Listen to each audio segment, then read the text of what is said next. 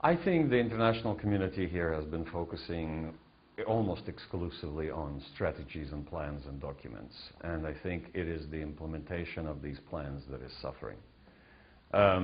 People don't see real change on the ground in their daily lives. They don't see jobs being created. They don't see, until recently, opportunities to travel. They don't see opportunities to develop their skills in education or to receive an education that is world standard.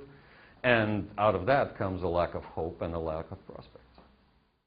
The biggest problems in the country today are not anymore political, even though people allege that they are. Most of the problems of the country are socioeconomic. And the dysfunctionality of the state contributes to these problems. But it's the livelihoods of the people, it's the lack of prospects, it's the lack of opportunities, it's the lack of jobs. It's the lack of a long-term perspective and hope that are the biggest problems in the country. I think the reforms in Bosnia have stopped 5 years ago. And 2011, I believe still, is the year when they need to restart.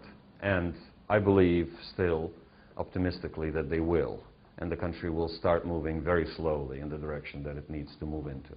Otherwise, it will lag behind all the neighbors, as it is already doing, in its path to European approximation, regeneration of the economy, and human capital, and in general, European prospects for the country, which so far are still embraced by 80% of the people.